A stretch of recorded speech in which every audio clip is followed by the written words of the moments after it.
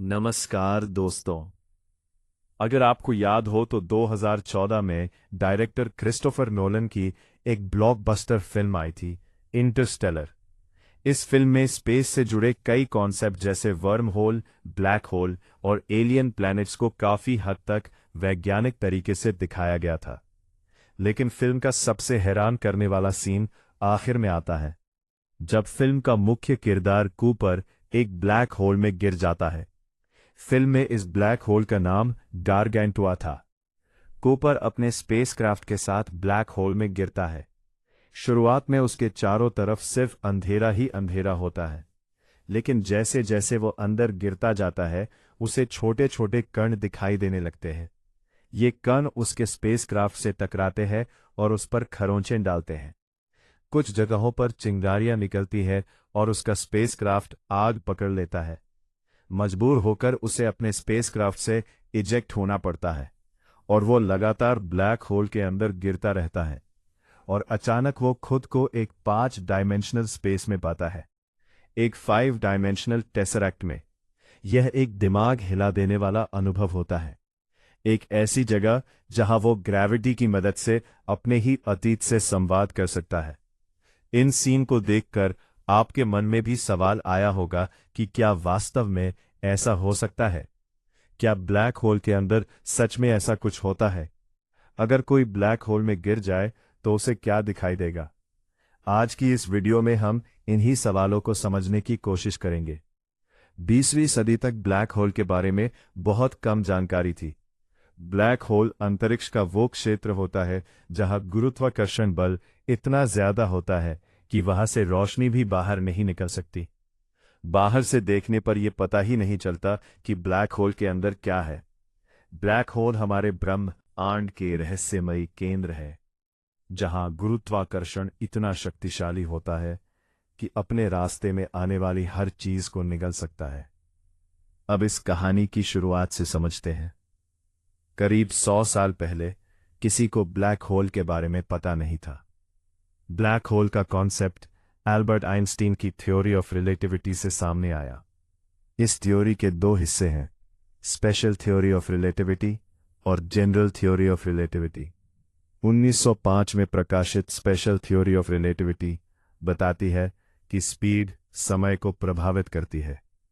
अगर आप किसी बहुत तेज गति से चलने वाले स्पेसशिप में हो तो आपके लिए समय धीमा हो जाएगा, पृथ्वी पर मौजूद लोगों की तुलना में। लेकिन आपको अपने स्पेसशिप में समय सामान्य ही लगेगा। जब आप वापस पृथ्वी पर आएंगे तब पता चलेगा कि समय में फर्क हो गया है। इसे किनेमैटिक टाइम डायलेशन कहा जाता है। 1915 में आइंस्टीन ने जनरल थ्योरी ऑफ रिलेटिविटी दी। इसमें बताया गया कि सिर्फ स्पीड ही नहीं बल्कि ग्रेविटी भी समय को धीमा कर सकती है। इसे ग्रेविटेशनल टाइम डायलेशन कहते हैं। इंटरस्टेलर फिल्म में इसे बहुत अच्छे से दिखाया गया था। जब कूपर और उसकी टीम एक्वा प्लैनेट पर जाते हैं, जहां 1 घंटा पृथ्वी के 7 साल के बराबर होता है। ऐसा इसलिए क्योंकि वो ग्रह गारगैंटुआ ब्लैक होल के बहुत पास था। ब्लैक होल की भारी ग्रेविटी वहां समय को प्रभावित कर रही थी। आइंस्टीन ने इसे समझाने के लिए स्पेस टाइम फैब्रिक की कल्पना की, मानो अंतरिक्ष एक जाल जैसा हो जिस पर सभी ग्रह और तारे रखे हो। जितना भारी ऑब्जेक्ट होगा उतना ज्यादा यह जाल झुक जाएगा। इसी झुकाव के कारण ग्रेविटी पैदा होती है और समय भी प्रभावित होता है। ग्रेविटी सिर्फ वस्तुओं को ही नहीं बल्कि ऊर्जा को भी प्रभावित करती है, जैसे प्रकाश, गर्मी और ध्वनि। मतलब है कि ब्रह्मांड में ऐसे ऑब्जेक्ट भी हो सकते हैं जिनकी ग्रेविटी इतनी ज्यादा हो कि वे प्रकाश को भी अपने अंदर खींच लें। ऐसे ऑब्जेक्ट पूरी तरह काले दिखाई देंगे। यही होते हैं ब्लैक होल। जब आइंस्टीन ने अपनी थ्योरी दी थी तब ब्लैक होल सिर्फ एक थ्योरेटिकल आइडिया था।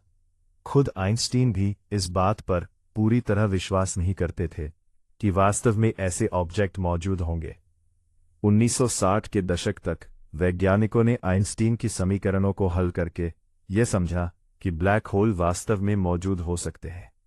1967 में भौतिक विज्ञानी जॉन व्हीलर ने ब्लैक होल शब्द को लोकप्रिय बनाया। ब्लैक होल असल में कोई छेद नहीं होता, ये विशाल तारों से बनते हैं। तारों के अंदर न्यूक्लियर फ्यूजन रिएक्शन होते हैं जो ऊर्जा पैदा करते हैं। ये ऊर्जा बाहर की ओर दबाव बनाती है और ग्रेविटी अंदर की ओर खींचती है। इसी संतुलन से तारे स्थिर रहते हैं। लेकिन जब तारे का ईंधन खत्म हो जाता है तो ये संतुलन टूट जाता है और तारा अपने ही गुरुत्वाकर्षण से ढह जाता है। अगर तारा छोटा है तो वो रेड जायंट बनकर व्हाइट ड्वार्फ में बदल सकता है।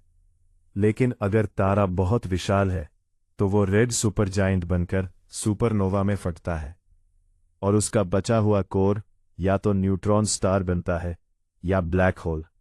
अगर हमारे सूर्य को ब्लैक होल में बदल दिया जाए तो उसका व्यास लगभग 50 किलोमीटर ही होगा। भारतीय अमेरिकी वैज्ञानिक सुब्रह्मण्यन चंद्रशेखर ने चंद्रशेखर लिमिट बताई थी। इसके अनुसार व्हाइट ड्वार्फ का अधिकतम द्रव्यमान सूर्य के द्रव्यमान का 1.4 गुना हो सकता है। इसके बाद वो स्थिर नहीं रहेगा और न्यूट्रॉन स्टार या ब्लैक होल बन सकता है। ब्लैक होल के मुख्य प्रकार हैं stellar black hole, primordial black hole, supermassive black hole और संभवतः intermediate black hole. Supermassive black hole हर बड़ी गैलेक्सी के केंद्र में पाए जाते हैं। हमारी मिल्की वे गैलेक्सी के केंद्र में सैजिटेरियस ए स्टार नाम का सुपरमैसिव ब्लैक होल है। ब्लैक होल के चारों तरफ एक चमकदार रिंग होती है जिसे एक्रेशन डिस्क कहते हैं। ये गैस और धूल के कणों से बनी होती है जो ब्लैक होल के चारों तरफ बहुत तेज गति से घूमते हैं। घर्षण और दबाव के कारण ये कण बहुत ज्यादा गर्म हो जाते हैं और एक्स-रे रेडिएशन छोड़ते हैं। 2019 में पहली बार ब्लैक होल की वास्तविक तस्वीर ली गई थी। ब्लैक होल के पास एक क्षेत्र होता है जिसे फोटॉन स्फीयर कहते हैं, जहां प्रकाश भी उसकी परिक्रमा करने लगता है। इसके बाद आती है इवेंट होराइजन। ये ब्लैक होल की सीमा होती है। इस सीमा के अंदर जाने के बाद कोई भी चीज वापस नहीं आ सकती। फिल्म इंटरस्टेलर में कूपर इवेंट होराइजन पार करके एक 5 डायमेंशनल स्पेस में पहुंच जाता है। लेकिन यह हिस्सा पूरी तरह कल्पना है क्योंकि हमें नहीं पता कि इवेंट होराइजन के अंदर क्या होता है। थ्योरी के अनुसार ब्लैक होल के केंद्र में सिंगुलैरिटी होती है जहां स्पेस टाइम की वक्रता अनंत हो जाती है।